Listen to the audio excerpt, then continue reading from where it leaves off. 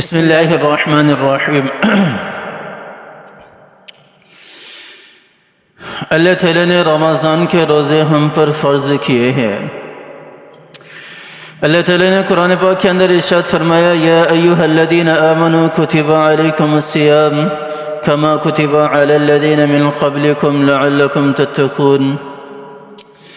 اے ایمان والو یا ایھا الذین آمنوا کتب علیکم الصیام کما کتب علی الذین من قبلکم، میں نے تمہارے اوپر بھی روزے فرض کیے ہیں اور تم سے پہلے جو امتیں گزری ہیں ان کے اوپر بھی روزے فرض کیے تھے، ان کے اوپر بھی روزے فرض کیے تھے۔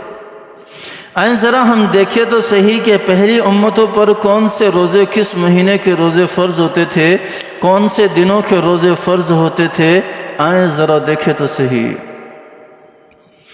ہمارے برابر میں، ہمارے قریب میں، ہمارے قرب و جوار میں جو یہ کولی بھیل جو باگڑی جو رہنے والے ہیں، اس قسم کی جو نیچ ذات ہے ہندوؤں کی، اگر ان کو دیکھ لو تو یہ بھی پورے سال میں ایک مہینہ روزے رکھتے ہیں، یہ بھی روزے رکھتے ہیں، لیکن ان کا مختلف ہے روزہ، ان کا روزہ مختلف ہے۔ یہ کہتے ہیں کہ آگ کی پکی ہوئی چیز نہیں کھاتے ہم، باقی ساری چیزیں کھاتے ہیں، لیکن نام اس کو عبادت کا دیتے ہیں، نام اس کو یہ روزے کا دیتے ہیں۔ حالانکہ بتوں کی عبادت کرنے والے ہیں، بتوں کی پوجا کرنے والے ہیں، لیکن پھر بھی ان کے ہاں روزے نام کی عبادت کا ایک تصور ملتا ہے، روزے نام کی عبادت کا ایک تصور ملتا ہے۔ یہودیوں کو دیکھ لو، عیسائیوں کو دیکھ لو۔ حضرت موسیٰ علیہ السلام کو جب اللہ تعالیٰ نے فرعون سے، بنی اسرائیل کو جب اللہ تعالیٰ نے فرعون سے نجات دلائی تو یہ اللہ تعالیٰ نے اس دن کا روزہ ان کے اوپر فرض کر دیا۔ وہ 10 محرم الحرام کا روزہ رکھتے تھے، اور آج کے ہمارے نا سمجھ مسلمان کہتے ہیں کہ اگر کوئی روزہ رکھ لے تو کہتے ہیں کہ یہ بغض حسین میں روزہ رکھ رہا ہے۔ نعوذ باللہ، اس طرح کہتے ہیں۔ یہ آپ صلی اللہ علیہ وسلم کی سنت ہے، آپ صلی اللہ علیہ وسلم کی سنت ہے کہ جب آپ صلی اللہ علیہ وسلم جب مدینہ تشریف لائے تو دیکھا کہ یہودی جو ہیں وہ 10 محرم الحرام کا روزہ رکھتے ہیں، تو آپ صلی اللہ علیہ وسلم نے فرمایا کہ اس کے زیادہ حقدار تو ہم ہیں، آئندہ سال ہم روزہ رکھیں گے، لیکن اس کے ساتھ ایک اور روزہ بھی ایڈ کریں گے، ایک اور روزہ بھی شامل کریں گے، ایک اور روزہ بھی ملائیں گے، یا وہ 9 محرم الحرام کا یا 11 محرم الحرام کا، تاکہ ہماری یہودیوں کے ساتھ مشابہت نہ ہو۔ دیکھیں کتنا خیال رکھتے تھے آقا دو جہاں اس چیز کا۔ یہ کس کو تعلیم ہے؟ یہ مجھے تعلیم ہے، یہ آپ کو تعلیم ہے۔ آپ صلی اللہ علیہ وسلم کی حدیث ہے، من تشبہ بقوم فہو منہم، کسی نے اگر یہود و نصاروں کی مشابہت بھی اختیار کی نا، مشابہت بھی عمل نہیں کیا، مشابہت بھی اختیار کی نا، تو وہ کل قیامت والے دن انہی کے ساتھ اٹھایا جائے گا۔ اور ہم تو آج کل کھل کے سر عام یہودیوں والے کام کر رہے ہیں، مشابہت اختیار کرنا تو دور کی بات ہے۔ تو اللہ تعالیٰ نے ان کے اوپر بھی روزہ فرض کیا، حضرت ابراہیم علیہ السلام کی ملت کو اٹھا کر دیکھیں، حضرت ابراہیم علیہ السلام پر ایام بیس کے روزے فرض تھے۔ ایام بیس کہلاتے ہیں کہ ہر مہینے کی، چاند کے ہر مہینے کی 13، 14 اور 15 تاریخ کے یہ ایام بیس کے روزے کہلاتے ہیں۔ یہ حضرت ابراہیم علیہ السلام رکھا کرتے تھے، یہ ان کی امت پر فرض تھے۔ تو اللہ تعالیٰ نے ہر نبی کو، ہر امت کو، جس طرح کے قرآن پاک کے اندر اللہ تعالیٰ نے ارشاد فرمایا ہے کہ اے ایمان والو، یا ایھا الذین آمنوا کتب علیکم الصیام کما کتب علی الذین من قبلکم، کہ روزے تمہارے اوپر اسی طرح فرض کیے ہیں جس طرح پہلی امتوں پر فرض کیے تھے۔ یہ نہ سمجھنا کہ یہ صرف الگ سے ہمیں عبادت ملی ہے، ایسا نہیں ہے۔ کوئی مشکل نہیں ہے رمضان کے روزے رکھنا، کوئی مشکل نہیں ہے، اللہ تعالیٰ نے ہم پر فرض کیے ہیں۔ اللہ تعالیٰ نے قرآن پاک کے اندر ارشاد فرمایا، لا یکلف اللہ نفسا الا وسعها لها۔ اللہ تعالیٰ کیا ارشاد فرما رہے کہ میں کسی بھی نفس کو اس کی طاقت سے زیادہ کا مکلف نہیں بناتا، جتنی اس کے اندر طاقت ہے اتنا ہی بوجھ اللہ تعالیٰ اس بندے کے اوپر ڈالتے ہیں، اس سے زیادہ کا بوجھ نہیں ڈالتے۔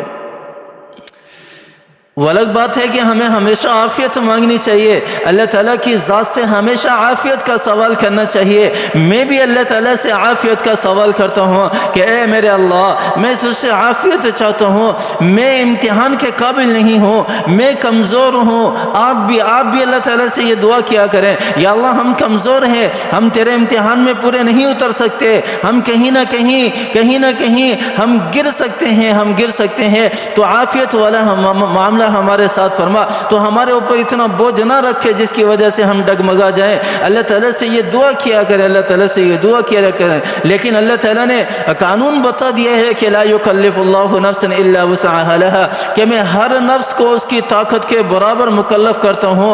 یہ مطلب اس آیت کا یہ ہے کہ ہمارے اندر رمضان کے روزے رکھنے کی طاقت ہے تو اللہ تعالیٰ نے ہمارے اوپر یہ روزے فرض کیے ہیں۔ ہمارے اندر 5 وقت نماز پڑھنے کی طاقت ہے تو ہمارے اوپر اللہ تعالیٰ نے روزے فرض کیے ہیں۔ باقی احکامات ادا کرنے کی، زکوٰۃ ادا کرنے کی طاقت ہمارے اندر ہے تو اللہ تعالیٰ نے یہ احکامات ہمارے اوپر نازل کیے ہیں۔ اگر ہمارے اندر یہ طاقت نہ ہوتی تو اللہ تعالیٰ یہ احکامات ہم پر نازل نہ کرتے۔ جس طرح اللہ تعالیٰ نے پہلی امتوں پر روزے فرض کیے ہیں، اسی طرح ہمارے اوپر بھی روزے فرض ہیں۔ رمضان کے مہینے کے روزے فرض ہیں۔ یا ایھا الذین آمنوا کتب علیکم الصیام کما کتب علی الذین من قبلکم لعلکم تتقون۔ پھر اللہ تعالیٰ نے اس کا بہت بڑا اجر رکھا ہے، بہت بڑا اجر رکھا ہے۔ رمضان کے مہینے میں تو ویسے ہی اللہ تعالیٰ ہر عمل کی نیکیاں بڑھا چڑھا کر دیتے ہیں، 700 گنوں سے بھی زیادہ کر دیتے ہیں، اور جو بھی نیک عمل کرو گے اس کو ثواب اتنا زیادہ ملتا ہے۔ سخاوت کرو گے تو سخاوت، آپ صلی اللہ علیہ وسلم کے بھی معمول جو ہیں وہ جتنی بھی عبادتیں ہوتی تھی ساری دگنی کر دیتے تھے، ڈبل کر دیتے تھے۔ ویسے آپ صلی اللہ علیہ وسلم ایک قرآن کا جو ہے وہ دور پورا کیا کرتے تھے، رمضان میں آپ صلی اللہ علیہ وسلم 2 دفعہ دور پورا کیا کرتے تھے۔ سخاوت کی فضیلت احادیث میں ملتی ہے کہ رمضان کے مہینے میں آپ صلی اللہ علیہ وسلم کی ڈبل ہو جایا کرتی تھی۔ لیکن یہاں پر میں وہی بات دہراؤں گا، اس کا مطلب یہ ہرگز نہیں ہے کہ ہم زکوٰۃ جو ہے وہ رمضان کے مہینے میں نکالنا شروع کر دیں، اس کے علاوہ باقی مہینے میں زکوٰۃ نہ نکالیں۔ زکوٰۃ تو فرض ہے میرے بھائیو، فرض ہے، وہ تو ہم نے ادا کرنی ہے۔ لیکن اگر ہم الگ الگ مہینے اس کے لیے مختص کریں گے نا تو جو غریب ہیں نا، جو حقدار ہیں اس کا، ان کے لیے آسانی ہوگی، ان کے لیے آسانی ہوگی۔ ہم صرف ایک مہینے میں نکالتے ہیں، باقی پورا سال ہم غریبوں کو، محتاجوں کو، بیواؤں کو، یتیموں کو بھول جاتے ہیں۔ ایسا نہ کریں، ایسا نہ کریں، ایسا نہ کریں۔ قرآن کی تلاوت کریں، قرآن کی تلاوت کریں، نوافل کا اہتمام کریں، اذکار کا اہتمام کریں، دعاؤں کا اہتمام کریں۔ صبح سحری میں تو ویسے بھی اٹھنا ہوتا ہے، تہجد کا اہتمام کریں، تہجد کا اہتمام کریں۔ دیکھیں اللہ تعالیٰ تہجد کی کتنی زیادہ اللہ تعالیٰ ہمیں جو ہے وہ کیا کہتے ہیں کہ وقت دیتے ہیں۔ کس طرح اللہ تعالیٰ تہجد کے لیے بھی ہمارے لیے ایک ذریعہ بنا دیا کہ صبح سحری میں اٹھیں گے میرے بندے جو ہیں وہ اٹھ کر سحری کریں گے تو ان کے پاس تہجد کا ٹائم بھی ہوگا، وہ مجھ سے مانگنے والے بھی ہوں گے۔ تہجد کا وقت اللہ تعالیٰ سے مانگنے کا وقت ہے، اللہ تعالیٰ سے مانگنے کا وقت ہے۔ اللہ تعالیٰ مجھے بھی سمجھ عطا فرمائے، اللہ تعالیٰ آپ کو بھی سمجھ عطا فرمائے، اللہ تعالیٰ ہمیں عمل کرنے کی توفیق عطا فرمائے۔ آمین ثم آمین، وآخر دعوانا الحمد للہ رب العالمین۔